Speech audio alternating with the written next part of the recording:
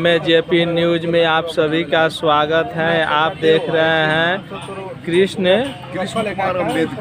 कृष्ण कुमार अम्बेडकर, बहुत अनुभवी और जाने माने अपना क्षेत्र के नेता हैं। मैनपुरा के रहने वाले हैं और इनका जीवनी शिक्षक और आपको नेता में ही हैं और लगभग 50-55 बरस उम्र हुआ होगा। और जानते हैं इनके जीवनी के बारे में क्या क्या बताते हैं, अपना अनुभव इनका सुनते हैं। MAJP न्यूज में नेताजी आपका स्वागत है। नमस्कार। नमस्कार। एक पकड़िए, आप पूछे, रुक जाइए। MAJP न्यूज में नेताजी आपका स्वागत है। नमस्कार। आपका भी स्वागत है। नमस्कार। अपने जीवन के बारे में जनता को बताइए, अपना संघर्ष और पूरा परिचय दीजिए अपना। सबसे पहले मेरा नाम कृष्ण कुमार अम्बेडकर हुआ और मैं अनुसूचित जाति में शामिल सबसे अंतिम पायदान पर खड़े डोम जाति से आता हूँ और बहुत ही गरीबी और तंगी हालत में एलसीटी घाट डोमखाना में रहकर, जहाँ की जिस वातावरण में कोई भी व्यक्ति 1 या 2 क्लास भी नहीं पढ़ सकता है, वहाँ से रह करके मैंने पटना विश्वविद्यालय से अंग्रेजी में MA किया। और ये सब all credit goes to my father and mother who are not alive in this world, but their education and dedication has always encouraged me. पिताजी चूँकि कुछ शिक्षित थे, इसलिए पिताजी महत्व समझते थे शिक्षा का, इसलिए उन्होंने हमको पढ़ाया लिखाया।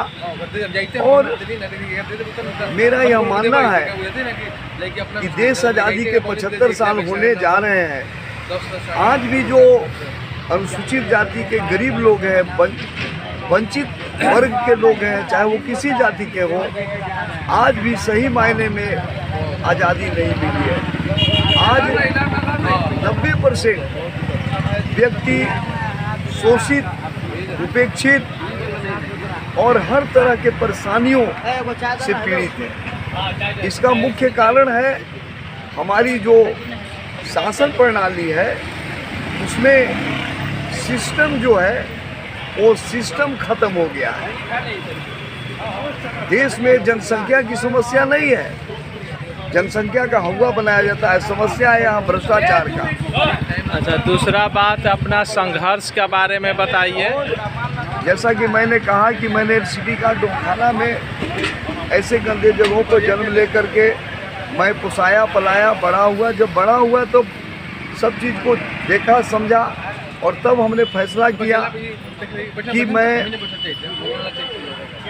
वंचित समाज के लिए, जो समाज के अंतिम पायदान पे उपाध्यक्ष भी हूँ, और समाज के जो अंतिम पायदान के खड़े लोग हैं, जो नगर निगम में झाड़ू मारते हैं, उनकी समस्या को लेकर के मैं बार बार लड़ता हूँ। प्रशासनिक स्तर से लेकर सरकारी स्तर तक मैं लड़ता हूँ और लड़ रहा हूँ। साथ ही समाज के जो अन्य वंचित वर्ग हैं, उनकी भी लड़ाई मैं लड़ता हूँ और लड़ रहा हूँ और आगे भी लड़ूंगा, ताकि समाज का जो वंचित वर्ग है उसके साथ भी न्याय हो सके। युवा वर्ग के आप क्या संदेश दीजिएगा? युवा वर्ग इस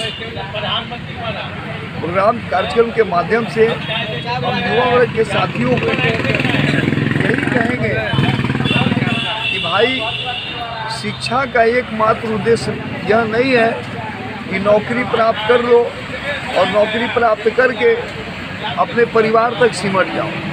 शिक्षा का उद्देश्य यह है कि आप एक सामाजिक प्राणी हैं।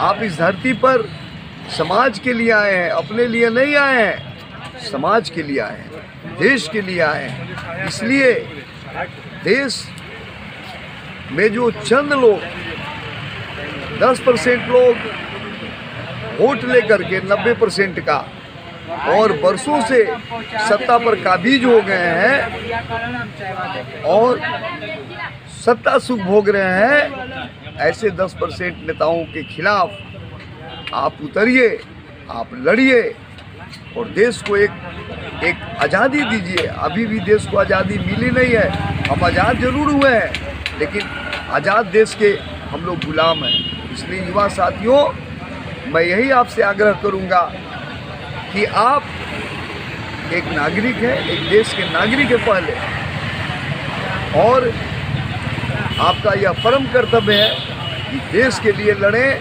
समाज के लिए लड़ें और समाज में समानता हो, भाईचारा हो, सभी खुशहाल से रहें। यह भावना आप लोग युवा साथियों में होनी चाहिए और इसके लिए जो भी कुर्बानी देना हो आप लोग कुर्बानी दें, तभी यह देश खुशहाल रहेगा। हमारे राष्ट्रपिता महात्मा गांधी ने कहा था कि हम लाए हैं तूफान से कश्ती निकाल के, इस देश को रखना मेरे बच्चों संभाल के।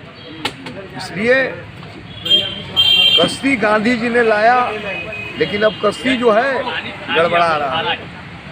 चंद लोग सत्ता में बैठ गए हैं और जातिवाद, धनतंत्र और परिवारवाद सत्ता पर काबिज हो गया है। इसके खिलाफ आप सड़क पे उतरे। और मित्रों, मैं बता दूं कि हमने ठान लिया है, इस लड़ाई को मैं लड़ूंगा और इसके लिए हम वंचित अधिकार मंच का गठन किए हैं। फिर इसका विस्तार से हम बाद में बताएंगे। बहुत बहुत धन्यवाद। आप लोग देखते रहिए MSJP न्यूज़, अपना ज्ञान बढ़ाते रहिए। नेताजी हमारे बहुत युवा वर्ग को अनुभव दिए अपना, समय समय पर इनका न्यूज़ निकलते रहेगा और आप लोग देखते रहिएगा।